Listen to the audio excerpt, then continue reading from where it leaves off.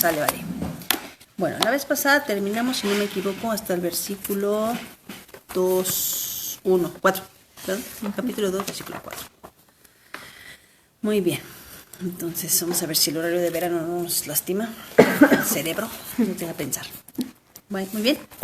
La vez pasada estudiamos todo lo que con referencia a esa sección, cuando termina el Señor toda su creación y entonces descansa, ¿verdad? Entonces dice que el Señor reposó de toda su obra y decíamos que es algo que hizo Dios como una bendición para nosotros, pues lo bendijo, lo apartó. ¿Se acuerdan qué significa la palabra bendecir en hebreo? Barak. ¿Qué significa? ¿Qué significa? ¿Sí sabes?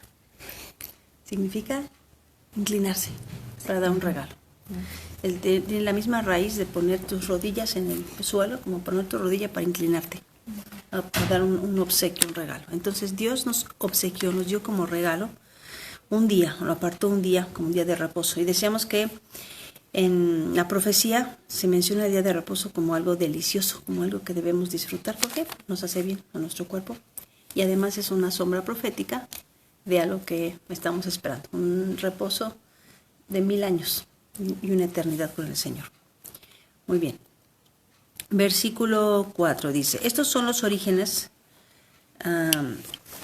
de los cielos y de la tierra cuando fueron creados el día en que Dios hizo la tierra y los cielos, y toda planta del campo antes que fuese en la tierra, y toda hierba del campo antes que naciese, porque Jehová Dios aún no había hecho llover sobre la tierra, ni había hombre para que labrase la tierra. Entonces dice que Dios diseñó la tierra, un huerto, y lo hizo para el hombre. Diseñó este jardín y dentro de este jardín hizo un huerto especial donde iba a poner al hombre. ¿A qué? A labrarlo, a que trabajara ahí. Dice que de la tierra subía un vapor que regaba todo. Es decir, que la tierra era un invernadero perfecto. No necesitaba el ciclo del agua porque todo el tiempo la tierra estaba húmeda. Esta es información importante porque vamos a llegar al capítulo 6 cuando viene un diluvio y tenemos que entender que nunca había llovido. O sea, el tiempo del diluvio es el periodo en el que por primera vez cae agua de los cielos. Antes de eso, la tierra estaba constantemente en un ciclo permanente de riego. Imagínense qué cosa más impresionante. O sea, si ustedes han visto fotografías o les ha tocado ir a algún lugar selvático, no sé, a Chiapas, Tabasco, es impresionante esos lugares porque el ecosistema todo el tiempo está floreciendo, húmedo.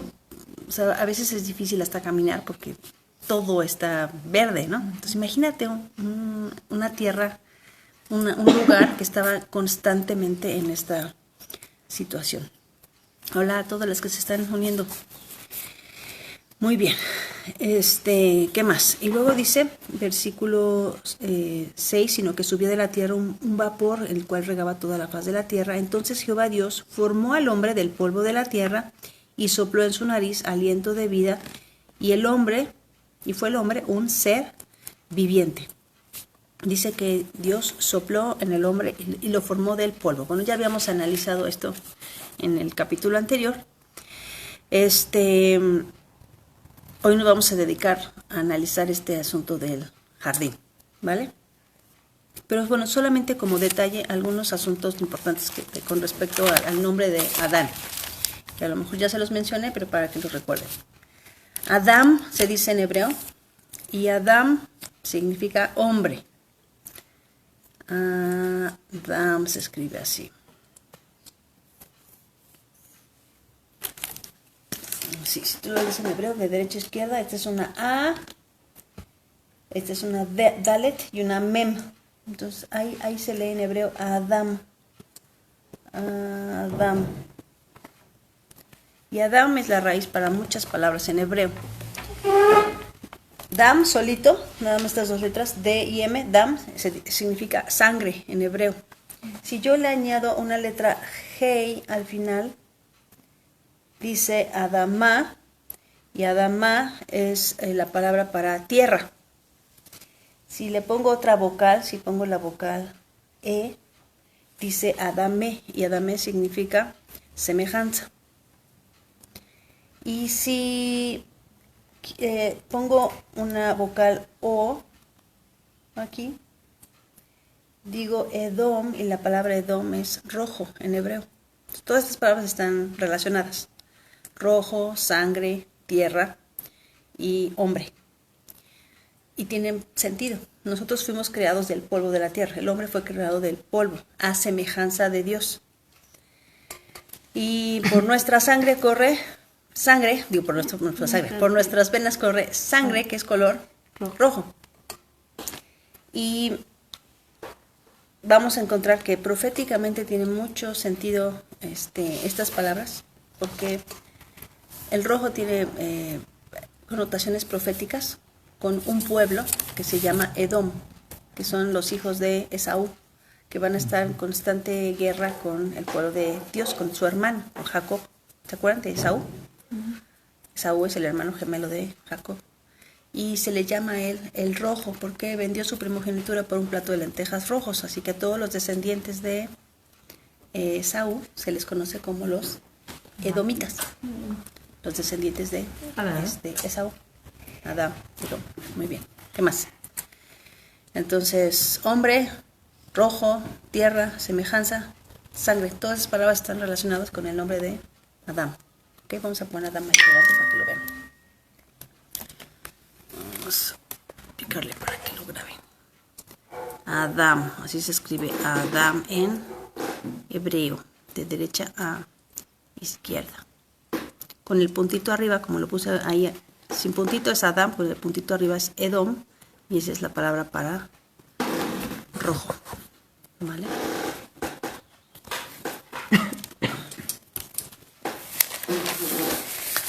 Y también tiene sentido el que pensemos que tenemos dos posibilidades.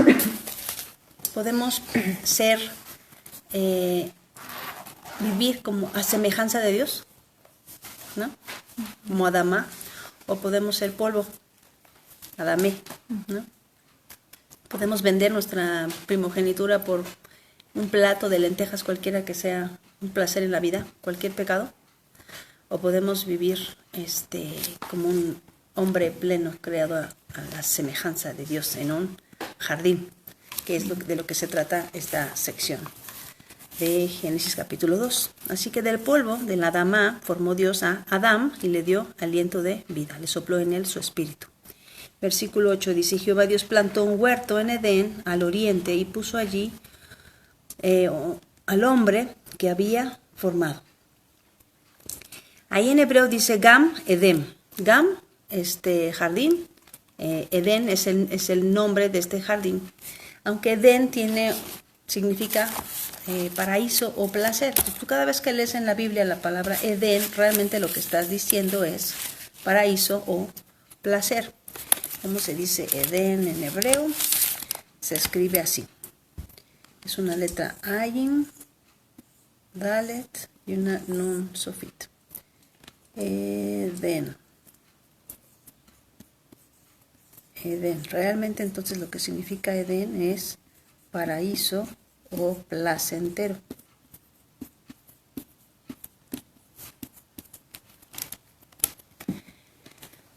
Así se escribe. Edén.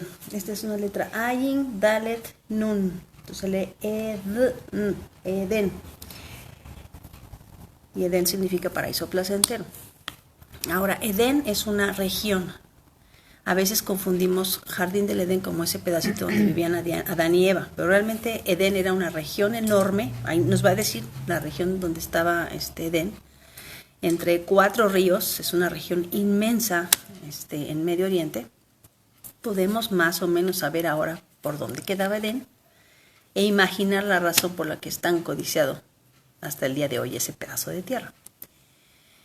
Y dentro de Edén fue que Dios plantó un huerto o un jardín especial dentro de este territorio que se llama Edén. O sea, dentro de este paraíso sembró Dios un jardín o un huerto especial. Y en este huerto especial hay cosas especiales. ¿De acuerdo? Entonces vamos a poner acá para que lo vean. no se les olvide cómo se escribe. Entonces, la primera, de derecha a izquierda, la letra Ain, Dalet, Nun, se pronuncia Edén, y se pronuncia Edén y se traduce como paraíso o placentero. Vale, están aprendiendo un chorro de hebreo.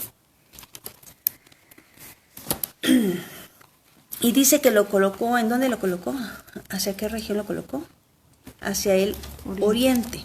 También el oriente o el este en la escritura es muy importante. Proféticamente vamos a encontrar que muchas cosas van a suceder hacia el este. Por ejemplo, el tabernáculo estaba orientado hacia el este.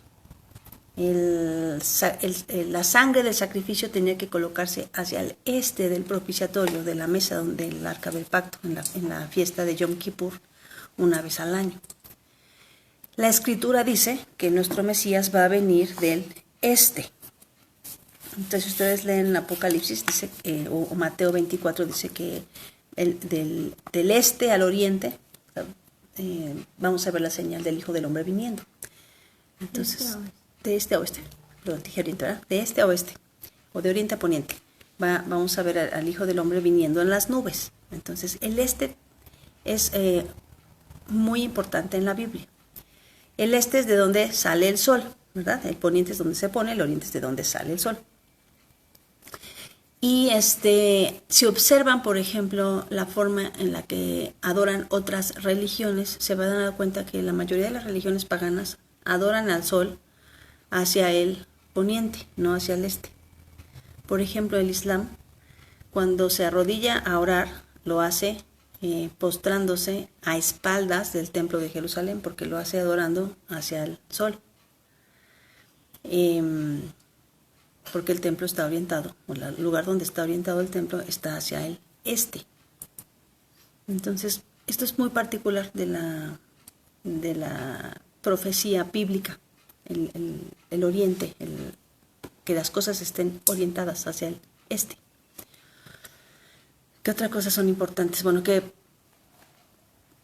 hasta el día de hoy todos los judíos del planeta van a buscar esa orientación para orar. Porque proféticamente Salomón dijo que quienes buscaran el rostro del Señor lo harían buscando hacia el templo. Y el templo está orientado hacia el este. Otra curiosidad es que pareciera como si la tierra estuviera particionada culturalmente en esa zona del planeta. Todas las culturas que están hacia el este escriben de derecha a izquierda, y todos los occidentales, los que estamos al otro lado, escribimos de izquierda a derecha. ¿Se han dado cuenta de eso? Uh-huh. Chino, japonés, árabe, hebreo, griego. Los griegos escribimos de izquierda a derecha. Todas las lenguas romanas escriben de izquierda a derecha, uh-huh. Pero todas las lenguas orientales, por alguna razón, escriben de derecha a izquierda, como si las culturas convergieran en ese punto en la Tierra. Estas son cosas que son muy interesantes cuando las observamos desde el punto de vista de historia y cultura.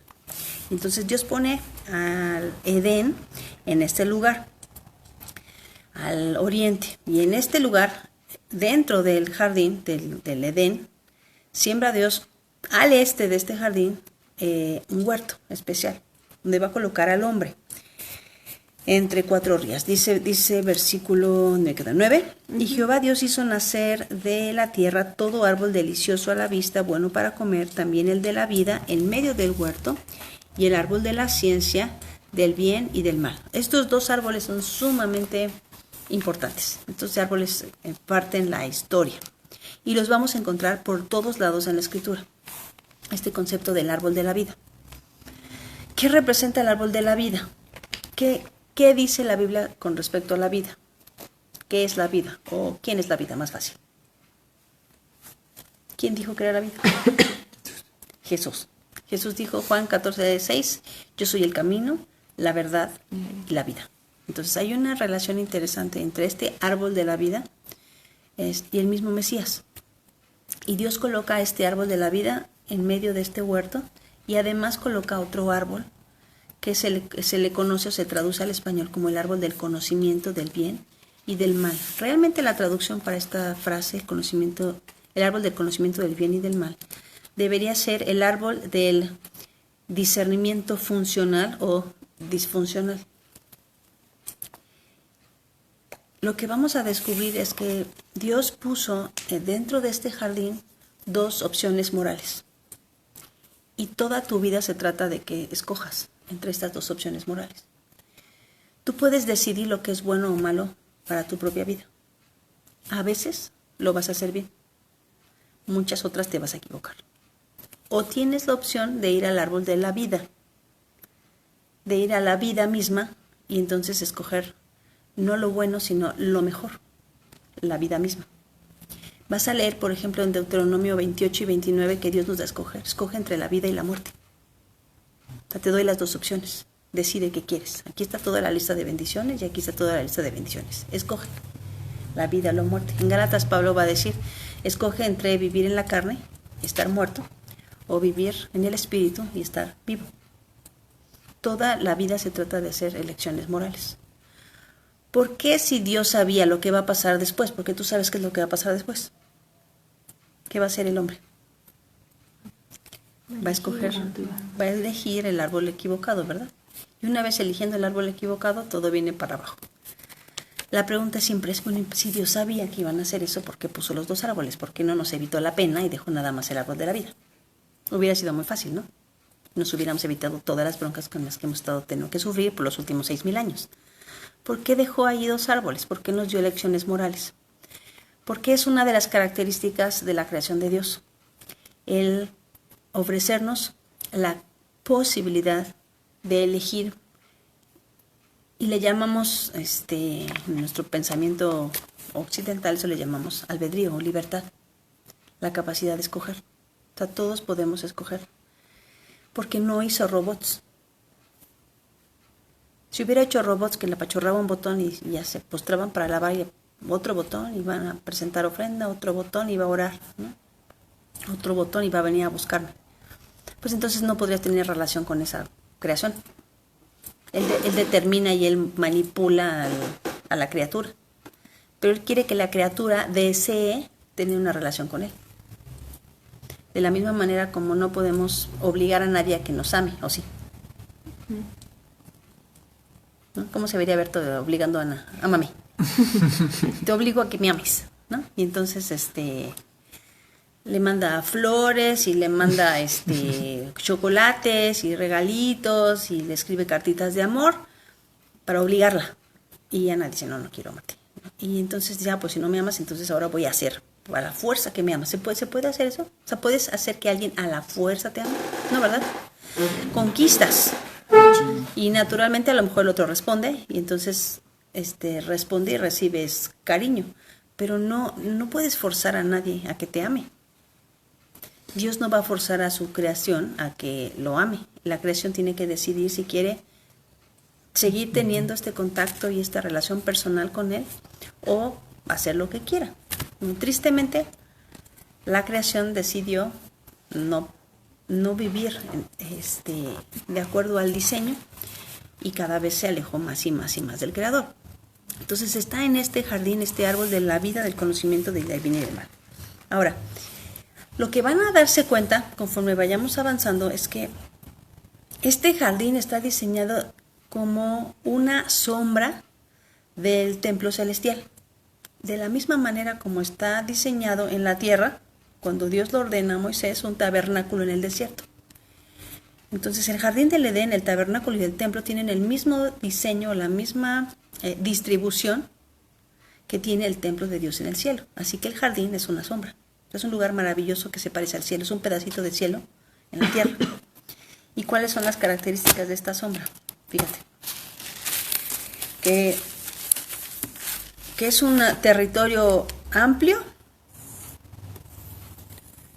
Y dentro de este territorio está una sección que llamamos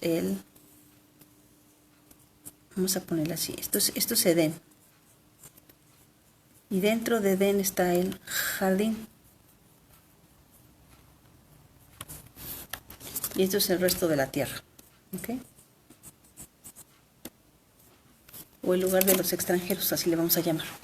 Entonces tenemos el Edén, del territorio de Edén, y al este tenemos el jardín o el huerto. Y el resto de la tierra es el lugar donde van a habitar los extranjeros, es decir, los que son parte del pueblo de Dios viven en este lugar. Y te vas a dar cuenta que así es, literalmente es. Cuando lleguemos a Génesis capítulo 4, y Caín se ha expulsado del Edén y dice, como extranjero y errante voy a vivir. O sea, fuera de este lugar eres extranjero. Dentro de este lugar eres pueblo, eres parte del grupo selecto de personas que puede estar cerca de la presencia de Dios. Esta es la misma distribución del tabernáculo en el desierto. El tabernáculo estaba dividido en el lugar santísimo, donde estaba el arca del pacto, en el lugar santo, donde estaba la menora o la lámpara, el pan de la proposición y el altar de incienso. Y fuera de este lugar se encontraba el altar de sacrificios, con ese cuadrado, y el lavatorio, antes de entrar. En este lugar se realizan los sacrificios y una vez al año el sumo sacerdote podía entrar al lugar santísimo para presentar el sacrificio de la fiesta del perdón o la fiesta de Yom Kippur.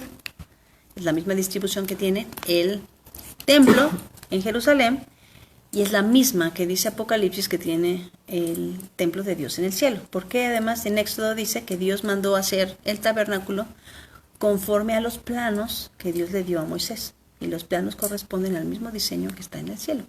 Por eso podemos decir con certeza que el jardín del Edén era un pedacito de cielo. Es una sombra del lugar donde Dios habita. Y el tabernáculo se convierte en algo así, como si hubiera un pequeño jardín de Edén en medio del pueblo de Dios cuando estaban vagando en el desierto. Y el templo en Jerusalén es un pedacito del cielo, un pedacito del jardín del Edén en medio de la ciudad santa que Dios escogió. Esto es lo que representa el jardín del Edén y el tabernáculo, porque además esto es muy interesante. Dios siempre ha querido habitar con su pueblo y lo ha hecho de muchas maneras. Los lugares donde Dios ha habitado con el hombre, donde ha estado su espíritu, son precisamente el jardín del Edén. Dios habitaba con el hombre y estaba ahí comiendo en un lugar maravilloso que Dios diseñó para él, de donde podían hablar cara a cara con esta disposición. Es el primer tabernáculo de la tierra, es el jardín del Edén. El segundo es el tabernáculo. El segundo tabernáculo es el lugar donde Jacob pone su cabeza para dormir. ¿Se acuerdan? Que Jacob tiene una visión, lo vamos a estudiar. Si no me equivoco es en Génesis capítulo 15, en Betel, donde Jacob dice, he aquí, esta es casa de Dios, mi puerta del cielo. Cuando tiene la visión de que está recostado en una piedra y ve una escalera donde suben y bajan ángeles delante de la presencia de Dios. Y dice, esta es casa de Dios. Este es el segundo tabernáculo. Y además, es el segundo lugar, por así decirlo, que realmente es el mismo lugar que se va a convertir en el monte Moriah, donde después va a ser colocado el templo. Así que es probable que la piedra que unge Jacob sea la piedra angular o una piedra que se utilizó para la construcción del templo. El tercer lugar va a ser el tabernáculo en el desierto, el tabernáculo que van a traer los hebreos durante 40 años y después mucho tiempo todavía hasta que se construye el templo de Jerusalén. El templo sería entonces, el templo de Salomón sería el cuarto tabernáculo. ¿Cuál es el quinto tabernáculo en el que Dios ha habitado? Nosotros. Uno antes, te falta uno antes. Jesús. Jesús, antes de ser crucificado, él decía una y otra vez, destruyan este templo y en 3 días lo levanto. El Espíritu de Dios estaba habitando en Jesús, así que su cuerpo en ese momento representa el templo de Dios en la tierra. El sexto tabernáculo es el creyente, nosotros. La Escritura dice que nosotros somos templo del Espíritu Santo. Y estamos hasta diseñados de una manera muy interesante. Porque la Escritura dice que en el tabernáculo, en el lugar santísimo, Dios puso un arca y dentro del arca, ¿qué había? Las tablas de la ley, ¿verdad? Escritas por el dedo de Dios sobre piedra. ¿Qué dice la Escritura que va a hacer? ¿Qué dice la Escritura? En Ezequiel 36 dice que el Señor va a escribir su ley en nuestro corazón. ¿Sí? ¿Se acuerdan de ese pasaje, Ezequiel 36? Dice, derramaré sobre vosotros agua limpia y os limpiaré de todas vuestras inmundicias y de todos vuestros ídolos os limpiaré. Quitaré de vosotros el corazón de piedra y os daré un corazón de carne. Y pondré dentro de vosotros mi espíritu para que andéis en todos mis estatutos, mis mandamientos y decretos.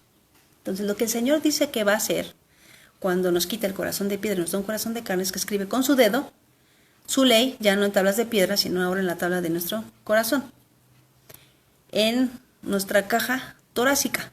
Es curioso, ¿verdad? Que se llama caja torácica. ¿Cómo se llama los primeros 5 libros de Moisés en hebreo? Torah, ¿verdad? Curioso.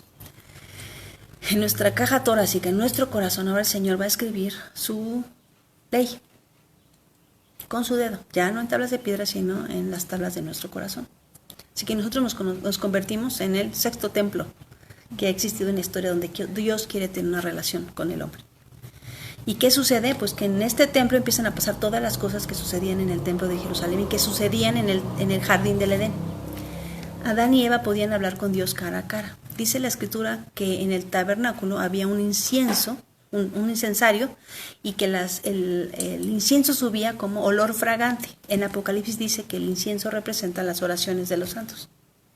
Cada vez que tú y yo oramos, es como si estuviéramos produciendo incienso de olor fragante que llega a la presencia del Señor. Así huelen nuestras oraciones, como un aroma delicioso, como incienso quemado. Ya no hay sacrificios, o si hay sacrificios, ya no. ¿Por qué? No hay templo. En Jerusalén no hay sacerdocio, no podemos sacrificar corderos en nuestro jardín trasero porque sería pecado, ¿verdad? Sería transgredir la ley de Dios. Pero dice Pablo en Romanos que ahora nosotros nos presentamos como sacrificio vivo, santo y agradable al Señor. Cada vez que tú le dices no a tu carne, cada vez que tú dices voy a hacer lo correcto, aunque yo quiero hacer esto, pero voy a hacer lo correcto, cada vez que tomas ese tipo de decisiones, elecciones morales y escoges la vida, entonces estás presentando sacrificio vivo. Tú mismo te estás presentando como un sacrificio. Aunque ya no hay altar de sacrificio, tú te estás presentando como sacrificio. Tienes pan de vida. En el lugar santo había un altar donde se colocaban panes que representaban al pueblo de Dios, a las 12 tribus. Cada vez que tú comes del pan de vida y vives de acuerdo al pan de vida, produces luz. Dice Jesús que ahora somos la luz del mundo, ¿verdad? Y la Escritura dice, lámpara es a mis pies tu palabra y lumbrera a mi camino. Cuando tú vives de acuerdo a la palabra, de acuerdo al pan de vida, de acuerdo a lo que te enseñó Jesús, de acuerdo a lo que dice su palabra, tú estás iluminando como se iluminaba el santuario con la menora, con la lámpara. Entonces, todo lo que sucedía en el tabernáculo, en el templo, ahora sucede en este templo. En la lámpara, la menora, la forma que tiene la menora representa un árbol de almendro. Es muy probable que ese fuera el árbol que estaba en el jardín del Edén, que era el árbol de la vida. Ellos tienen un diseño muy similar. En Apocalipsis dice que Jesús es la lámpara. Así que si Jesús es la vida y Jesús es la lámpara, tiene mucho sentido pensar que ese árbol representa al Mesías mismo. Y está en este lugar especial que representa el tabernáculo. Jesús se convierte en nuestro sumo sacerdote, que es el único que puede entrar a este lugar maravilloso. Y después dice que este lugar es protegido por querubines, de la misma manera como el altar, el arca del pacto tenía 2 querubines protegiendo este trono, ¿no? El trono de Dios en la tierra, que es lo que representa el arca del pacto. Entonces pueden ver la sombra, pueden ver todas las conexiones entre el jardín del Edén, el tabernáculo, el templo, el Mesías, tu propia vida. Bueno, dijimos que hay 6. ¿Cuál es el último? ¿Cuál es el último tabernáculo? El 6º, pero falta uno. La Nueva Jerusalén. La Nueva Jerusalén. Un día va a descender la Nueva Jerusalén a la tierra y entonces vamos a ver otra vez al Mesías cara a cara y adivina qué hay en esa ciudad. O el árbol de la vida, que produce 12 frutos al año. Y corre en medio de él un río de agua viva, de agua que corre. Pues todas estas conexiones maravillosas están relacionadas con este jardín. Dios le ofreció al hombre una vida buena, agradable, productiva, porque más fíjate lo que dice. Voy a seguir leyendo. Y salía del Edén un río para regar el huerto y de allí se repartía en 4 brazos. Entonces, el nombre de uno era Pisón, este es el que rodea toda la tierra de Javila, donde hay oro. Y el oro de aquella tierra es bueno. Hay allí también bedelio y ónice. El nombre del segundo río es Gihón, este es el que rodea toda la tierra de Cus. Y el nombre del tercer río es Hidekel. Este es el que va al oriente de Asiria y el cuarto río es el Éufrates. Bueno, evidentemente no tenemos ahora, no podemos decir con toda certeza, bueno, es que estos ríos son los mismos que están ahora, porque sabemos que hubo un evento cataclísmico, el diluvio, y seguramente cambiaron muchas cosas sobre la faz de la tierra. Pero en las ediciones que fueron haciendo de la escritura, ¿a qué me refiero con ediciones? Bueno, conforme pasaba el tiempo decían, bueno, este río cambió de nombre y entonces ahora ya no se llama así, ahora se llama Hidekel. Y entonces aparece en nuestras Biblias el nombre más contemporáneo de las personas que estaban viviendo en ese tiempo. Vamos a ver, por ejemplo, en otros lugares donde se hace la aclaración, ¿no?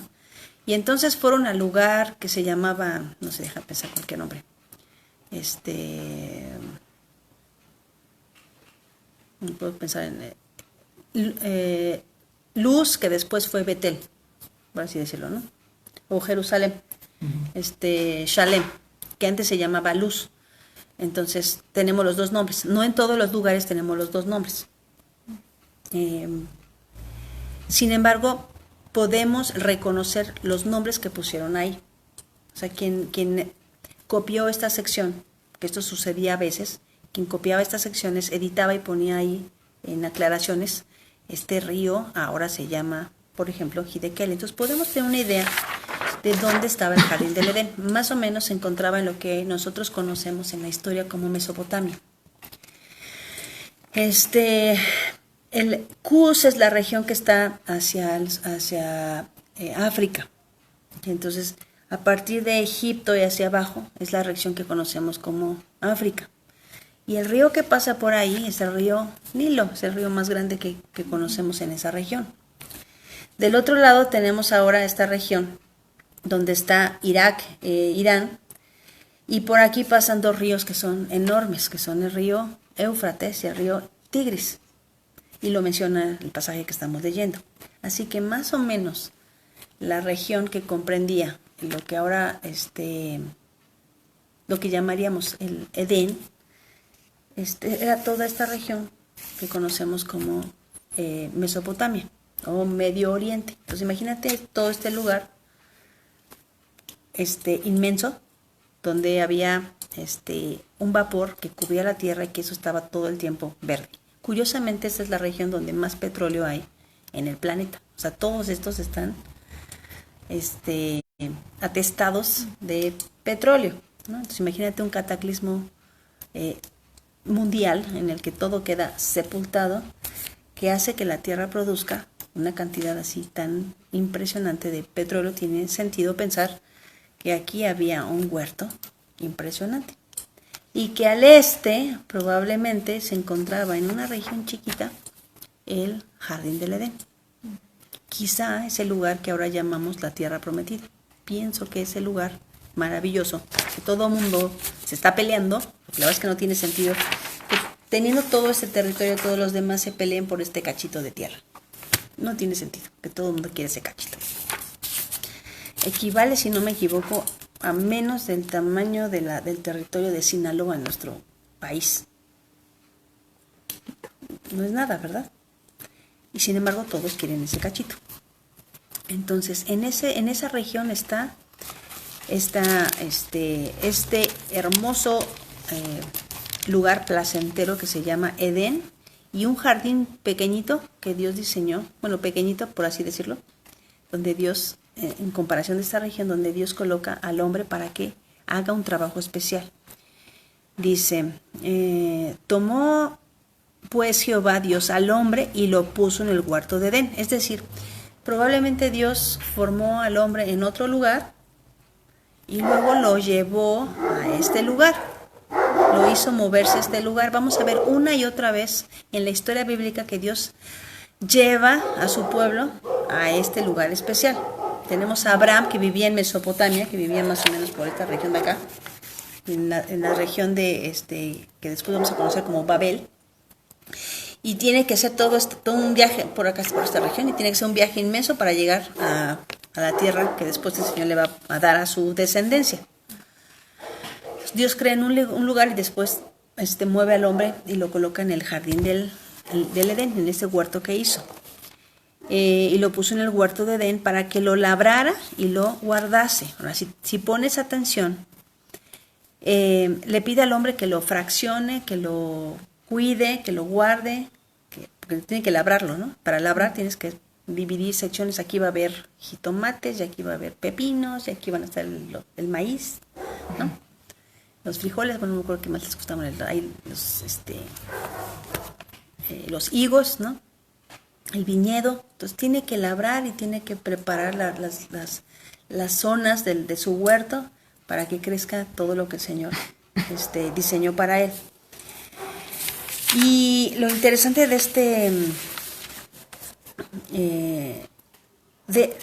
esta declaración es que, si se fijan, el trabajo no es el castigo. El trabajo no es un castigo en ese momento.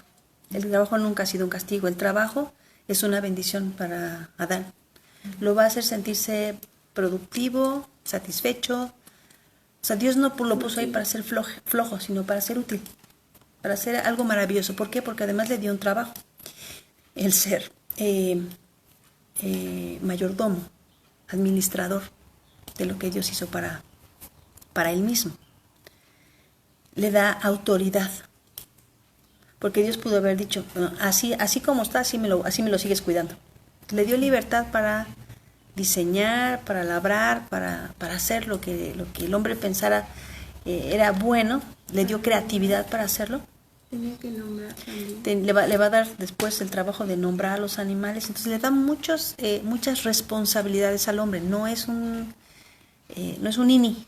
O sea, pone al hombre a hacer cosas para producir, para sentirse creativo. ¿Por qué? Porque nos diseñó a su imagen y semejanza. Entonces, no somos robots y tenemos capacidades maravillosas. Y la verdad es que utilizamos tan poco nuestras capacidades, explotamos tan poco. Son pocos los humanos que puedes decir, wow, lo que puede hacer con su cuerpo, ¿no? Y ves a esos bailarines o esos gimnastas, atletas, acróbatas, lo que el cuerpo humano puede hacer. O ves a estos científicos haciendo estas operaciones matemáticas y dices, ¿cómo pueden hacer esas cosas? ¿Cómo es que mi cerebro puede hacer eso? Porque si su cerebro puede hacer eso, pues el mío también. ¿Cómo es que ese pintor puede hacer esas cosas que hace? ¿Cómo puede agarrar un pincel y pintar lo que se le ocurre y que salgan esas cosas tan hermosas? ¿Cómo es que un escritor puede agarrar una pluma y escribir poemas o escribir novelas de manera tan extraordinaria y hacernos sentir conmovidos por sus palabras? ¿Cómo es que a alguien se le puede ocurrir cosas y construir máquinas y puentes y casas? Todos tenemos esas habilidades. Ahora, ciertamente, cada uno de nosotros tiene dones especiales. Mi papá decía, encuentra tu don, encuentra para lo que eres bueno y luego que te paguen por hacerlo. Disfruta hacer lo que es maravilloso y te parece delicioso hacer y que se convierta en tu trabajo y que alguien te pague por hacerlo, ¿no? Que te pague por hacer lo que te gusta. Qué cosa más deliciosa. Y nos conformamos a veces con hacer una sola cosa. Esta cultura nos dice que solamente puedes ser arquitecto, ¿no? ¿Y por qué? Si Da Vinci podía ser escritor y escultor y anatomista e inventor y filósofo, ¿por qué nada más una cosa si nuestra capacidad nos da para más? Están en la edad maravillosa en la que pueden aprender cosas nuevas, literalmente ser expertos cada 3 años de algo nuevo. No te conformes a aprender una cosa nueva. Ábrete a la posibilidad de convertir la habilidad que te dio Dios en una bendición, en algo que puedas disfrutar. ¿Qué es lo que hizo Dios cuando colocó a Adán en este huerto? Le da un trabajo para que lo disfrute, para que lo haga bien, para que se sienta sumamente creativo y además pueda vivir de este trabajo, porque va a comer del fruto de su trabajo. Está labrando para recibir la recompensa. Entonces Dios le ofrece esta vida buena. Este jardín es el modelo terrenal del cielo. ¿Qué más encontramos en este huerto del Edén? En este huerto van a pasar cosas muy interesantes, porque Dios coloca, como dijimos, 2 árboles. Y dice, y mandó Jehová Dios al hombre, diciendo, de todo árbol del huerto podrás comer, mas del árbol de la ciencia del bien y del mal no comerás, porque el día que de él comieres, ciertamente morirás. Y dijo Jehová Dios, no es bueno que el hombre esté solo, le haré ayuda idónea para él. Bueno, vamos a ver el versículo 17, que es muy interesante. Coloca ahí el árbol de la ciencia del bien y del mal y el árbol de la vida, pero pone una restricción. Este es el primer mandamiento que se coloca en la tierra para el hombre. No puedes comer de este árbol. Es un mandamiento. Dios dijo que no. Cuando Dios dice que no, es no. No es opcional. No es si te gusta, si no te gusta, si estás de buen humor, si tu doctrina lo aprueba o si no lo aprueba. Es una instrucción de Dios. Las instrucciones de Dios deben cumplirse. Y dice que no debe comer de este árbol, porque en el instante que él comiere de este árbol, en ese momento morirá. Conforme lleguemos al capítulo 3 nos vamos a dar cuenta que la muerte no fue instantánea, se convierte en un proceso, ¿verdad? En el instante que nacemos empieza el proceso de muerte. Es lo que tienes que saber. Suena muy feo, ¿verdad? Pero es la verdad. Empieza, creces, pero empieza un proceso lento de muerte. Porque el fin de todos los hombres es ese. Un día vamos a desaparecer. Suena muy feo, a mí no me gusta, odio la muerte.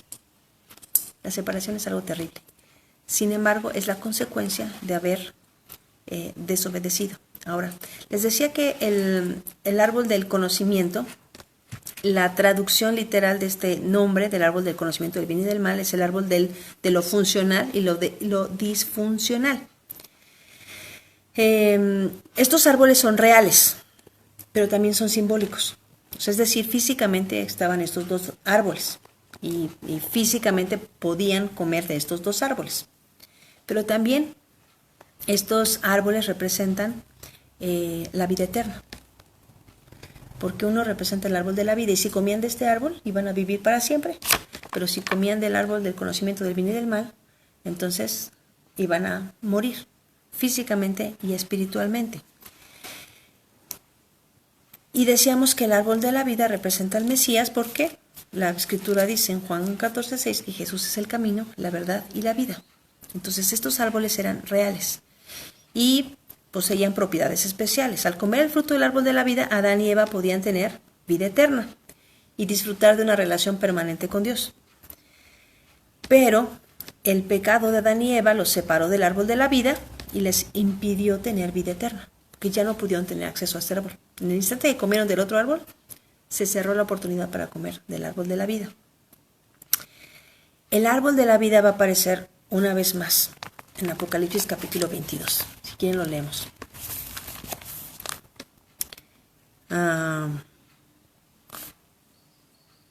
Voy a leer desde el versículo 12. Ay, no, desde antes. Lo leo. Voy a leer desde el 7. He aquí vengo pronto. Bienaventurado el que guarda las palabras de la profecía de este libro.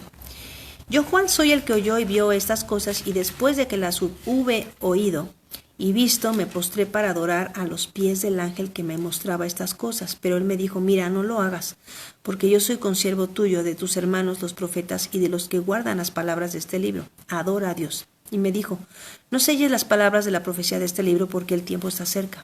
El que es injusto, sea injusto todavía, y el que es inmundo, sea inmundo todavía, y el que es justo, practique la justicia todavía, y el que es santo, santifíquese todavía. He aquí yo vengo pronto, y mi galardón conmigo, para recompensar a cada uno según sea su obra. Entonces, las obras son importantes. ¿Por qué? Porque las obras, como decíamos la semana anterior, representan la fe que tienes. O sea, tú dices que tienes fe en Dios y tú dices que la palabra de Dios es la verdad. pero no haces lo que dice la Biblia. Entonces, si no haces lo que dice la Biblia y tú dices que es la verdad, pues tu fe no es verdadera. Les ponía el ejemplo de, por ejemplo, comer comida saludable o de tomar agua limpia. Tú dices que comer saludable es bueno para ti, pero todo el tiempo me ves comiendo Chetos y Coca-Cola. Entonces, ¿es verdad que yo creo que comer saludable es lo correcto? Solamente lo creo. Pero la evidencia de que yo creo que esto es verdad es el fruto que verías en mi vida. Si tú me ves comiendo frutas y verduras, entonces tú puedes decir, sí, lo que cree, lo practica. Por eso las obras son importantes. Por eso dice, el que es inmundo va a seguir viviendo en inmundicia, pero que el que es justo va a vivir en justicia, va a practicar todavía, se va a santificar todavía. He aquí yo vengo pronto y mi galardón conmigo para recompensar a cada uno según sea su obra. Yo soy el alfa y el omega, el principio y el fin, el primero y el último. Bienaventurados los que lavan sus ropas para tener derecho al árbol de la vida y para entrar por las puertas de la ciudad. Entonces, otra vez vamos a encontrar al árbol de la vida al final de la historia de la Biblia. Por eso, cuando empezamos a estudiar Génesis, les decía, para poder entender Apocalipsis, necesitamos entender Génesis, porque Dios revela el final desde el principio. Cuando tú entiendes el valor de las elecciones morales que haces, cuando tú entiendes el valor de las instrucciones de Dios y lo que significa ser obediente y lo que produce en tu vida la obediencia, entonces no te vas a equivocar como Eva. No te vas a saltar la instrucción de Dios, vas a decir, bueno, es que esto produce vida. Mi carne quiere otra cosa. Las mentiras del diablo me están diciendo otra cosa. Pero Dios dijo esto, yo quiero aprender a vivir como Dios dice, cueste lo que cueste. Y quizá algunas cosas no las entiendo, pero las que sí entiendo, esas ya las empiezo a hacer y empiezo a vivir de esta manera. Porque hay un árbol que me está esperando. Y luego dice más, los perros estarán fuera, y los hechiceros, los fornicarios, los homicidas, los idólatras y todo aquel que ama y hace mentira. Entonces, todos estos que viven sin instrucciones de Dios, porque si te fijas, todas estas son pecados. Fornicación, homicidio, idolatría, decir mentiras, ¿no son pecados? No dice la Biblia, no cometerás adulterio, no dice mandamiento, no dirás falso testimonio, no asesinarás, no tendrás dioses ajenos delante de mí. O sea, nos está diciendo, aquellos que quebrantan los 10 mandamientos, estos no van a entrar, porque se trata de lecciones morales. Cuando les explico, tenemos que vivir en obediencia, no les estoy diciendo que es obedecer para salvarnos, porque no podemos salvarnos a nosotros mismos, pero la evidencia de que has sido salvado es que vives de esta manera. Yo, Jesús, he enviado a mi ángel para daros testimonio de estas cosas. En las iglesias yo soy la raíz y el linaje de David, la estrella resplandeciente de la mañana. Y el espíritu y la esposa dicen, ven, y el que oye diga, ven, y el que tiene sed, venga, y el que quiera, tome del agua de la vida gratuitamente. Entonces, fíjate la interesante conexión con la que termina Apocalipsis. Menciona el árbol de la vida y después menciona una boda. Es el mismo orden que tiene Génesis. Nos va a mencionar el árbol de la vida, que está el árbol de la vida y el árbol del conocimiento del bien y del mal, y después nos va a presentar la boda de Adán y Eva. Y nos va a presentar a la mujer que está siendo creada para Adán. Y quiero terminar con esto porque esto es muy importante para todos los que se van a casar. Dice así. ¿Dónde me quedé? Y dijo Jehová a Dios, no es bueno que el hombre esté solo, le haré ayuda idónea para él. La palabra ahí, ayuda idónea, en hebreo, es complemento opuesto. La esposa del varón es su complemento opuesto. Eso es bueno que lo entiendan las mujeres y que lo entiendan los hombres. ¿Por qué? Porque a veces pensamos que tenemos que estar de acuerdo en todo. O sea, que el trabajo de la ayuda idónea es decirle que sí a todo al varón. Y aunque tampoco se trata de convertirnos en lo que diríamos en español mexicano, un cuchillito de palo que esté nada más molestando. Porque lo que el Señor espera de las mujeres es que seamos sabias, que seamos prudentes, ¿verdad? Que seamos virtuosas. Es necesario entender que Dios nos creó como opuestos. Todo el universo está creado de esta manera, positivo y negativo. arriba y abajo, luz y sombra.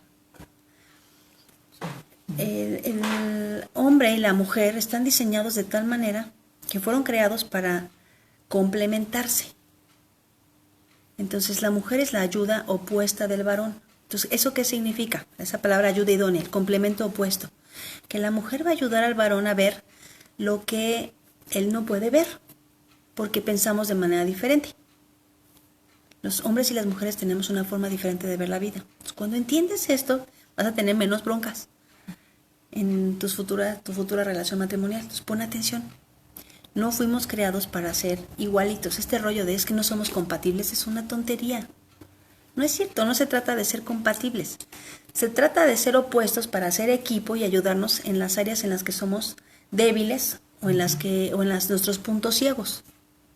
Esto no lo estás viendo, pero tu ayuda idónea te ayuda a ver la parte que tú no puedes ver. De tal manera que cuando toman decisiones importantes, las toman como equipo, y entonces es maravilloso cómo funciona esta máquina maravillosa que Dios creó, que se llama matrimonio. Creó a la mujer de la costilla de Adán, es decir, es parte de su propio cuerpo, por lo tanto el hombre la tiene que cuidar y sustentar, como dice Pablo en Efesios capítulo 5. Dice, el que ama a su mujer a sí mismo se ama. O sea, ¿quién estaría apachurrándose el dedo, ¿no? Así, golpeándose la mano, picándose el ojo? No sería de sabio, ¿verdad? No te estarías amando si te haces esas cosas. ¿Qué haces para amarte? Pues te vistes, estás malito, te das tu medicina, comes, tienes hambre, tienes sed, te das tu agüita, tienes frío, te tapas. Eso es amarse. ¿Verdad? Tienes alguna necesidad espiritual, buscas a Dios, te sientes triste, buscas que te apapachen, ¿no? Estas cosas naturalmente las hacemos. Cuando te digan, ay, es que te falta autoestima. No, es que no me ame. Yo ya me amo. Yo ya sé cuidarme. El problema es que no sé amar a los demás porque no quiero hacer lo mismo que ya hago por mí. Eso es el verdadero amor, es cuidar a las otras personas y proveerles de lo que les hace falta. Entonces, esta es la maravillosa lección de esta frase en el versículo 18. No es bueno que el hombre esté solo. Le voy a hacer un complemento opuesto. Esta palabra ayuda idónea, esto es lo que dice en hebreo literalmente. Le voy a hacer un complemento opuesto. Le voy a hacer a alguien que lo va a confrontar con su idea, para que vea otras posibilidades. Entonces no significa que siempre voy a estar peleada con todas sus ideas, pero voy a estar en disposición de darle el punto de vista. Y lo sabio para el varón es que escuche la opinión de su esposa. Entonces aquí tengo dos varones que pongan atención. Escuchen la opinión. Escuchen la opinión porque la mujer está viendo lo que ustedes no pueden ver. Y entonces puedes tomar mejores decisiones. De otra manera todo el tiempo vamos a estar peleados, frustrados, los dos, porque es el asunto que empezamos a sentirnos muy frustrados. Empezamos a levantar muros y a veces terminamos separados, porque no nos damos cuenta que la idea era construir juntos, éramos parte del mismo equipo, no estamos en polos, en lados opuestos del juego, estamos construyendo para lo mismo. Y me parece maravilloso que está como en esta conexión, después de que nos presenta el árbol del conocimiento del bien y del mal, y después nos presenta la creación de la mujer. Es necesario esta ayuda complementaria, este complemento opuesto. Y Jehová Dios formó pues de la tierra toda bestia del campo y toda ave de los cielos, y las trajo a Adán para que viese cómo las había de llamar, y todo lo que Adán llamó a los animales vivientes, ese es su nombre. Y puso Adán nombre a todas las bestias, a las aves del cielo y a todo ganado del campo, mas para Adán no se halló ayuda idónea para él.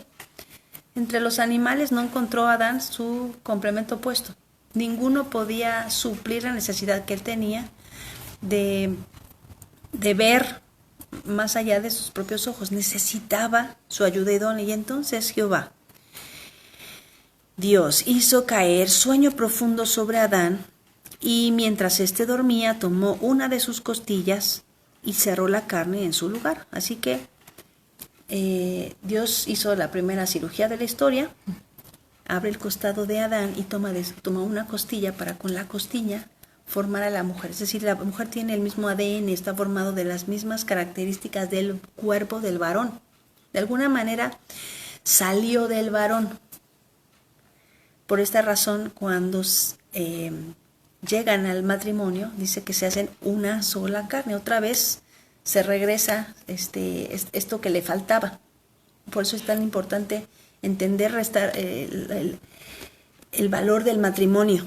Nos está Dios juntando para complementarnos, para hacernos una sola carne.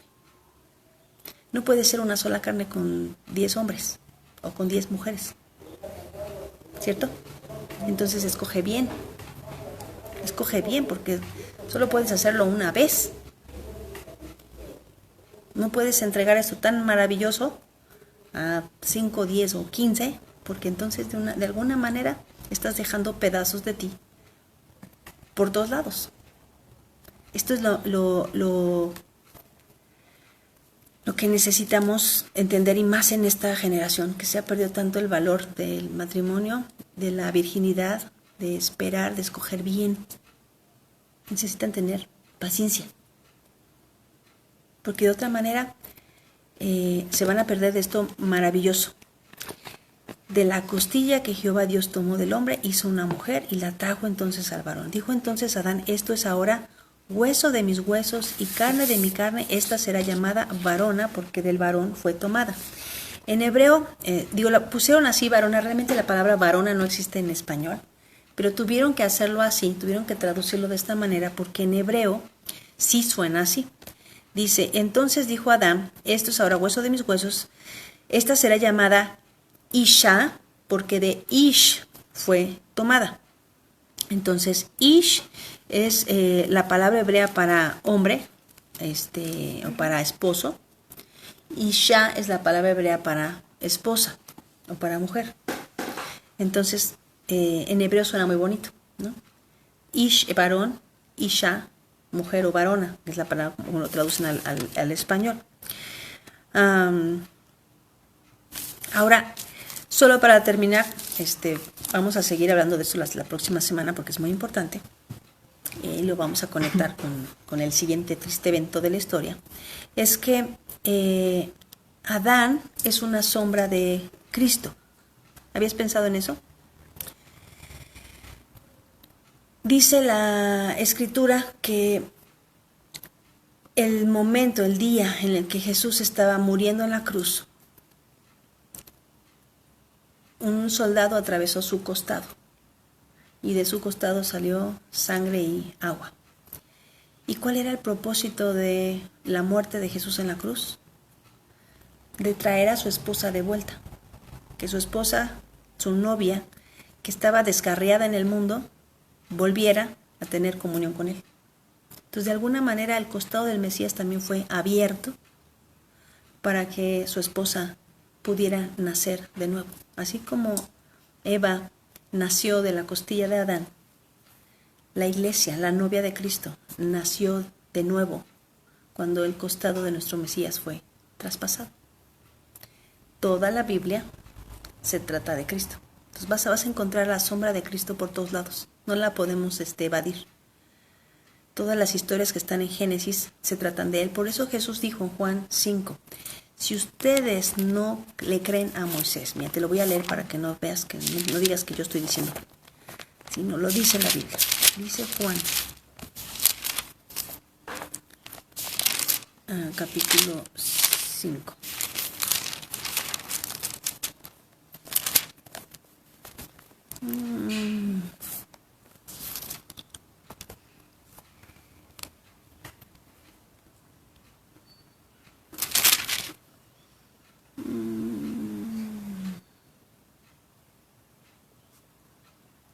Voy a leer desde el versículo 36. Mas yo tengo mayor testimonio que el de Juan, porque las obras que el Padre me dio para que cumpliese las mismas obras que yo hago dan testimonio de mí, que el Padre me ha enviado.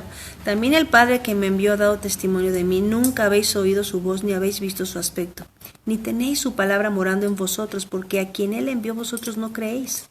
Escudriñad las Escrituras, porque a vosotros os parece que en ellas tenéis la vida eterna. el árbol de la vida, y ellas son las que dan testimonio de mí, y no queréis venir a mí para que tengáis vida. Escoge qué árbol vas a comer. Gloria de los hombres no recibo, mas yo os conozco, que no tenéis amor de Dios en vosotros. Yo he venido en nombre de mi Padre, y no me recibís. Si otro viniera en su propio nombre, a ese recibiréis. ¿Cómo podéis vosotros creer? Pues recibís gloria los unos de los otros y no buscáis la gloria que viene del Dios único. No penséis que yo voy a acusaros delante del Padre. Hay quien os acusa, Moisés, en quien tenéis vuestra esperanza, porque si creyeseis a Moisés, creerías en mi nombre, porque de mí escribió él. Pero si no creéis a sus escritos, ¿cómo creeréis a mis palabras? O sea, Jesús está declarando que lo que escribió Moisés, Génesis, Éxodo, Levítico, Número, Deuteronomio, habla de él. Tú tienes que poder encontrar a Jesús en Génesis capítulo 1, Génesis capítulo 2. Tienes que poder ver a Jesús en la creación, en el día de reposo. Tienes que poder ver a Jesús en la creación del hombre, en Adán. Tienes que poder ver a Jesús en el árbol de la vida. Tienes que poder ver a Jesús en el nacimiento de Eva. Cuando abre Dios el costado de Adán para que nazca su esposa. De la misma manera como Cristo es traspasado para que nazca de nuevo su novia, que estaba perdida y que necesitaba ser rescatada. ¿Y cuál es el propósito del matrimonio? Pues que seamos un complemento maravilloso. Tú no puedes decir que amas al esposo y no lo cuidas, y no lo respetas, y no lo honras. Así, de la misma manera como Cristo sustenta a su iglesia, el varón debe sustentar y cuidar y amar. Y dice Pablo en Efesios 5, purificar, santificar a su esposa. De la misma manera como la esposa se sujeta al marido, de la misma manera la iglesia, la novia de Cristo, se sujeta al marido. Como pueden ver, hay sombras de Cristo por todos lados. ¿Qué es lo que va a pasar después? Pues que la novia, que la esposa de Adán, se va a brincar la autoridad de su esposo. Y entonces viene el tiradero. Entonces, como mujeres, aguas. Que el Señor les bendiga, les amo mucho. Nos vemos la próxima semana.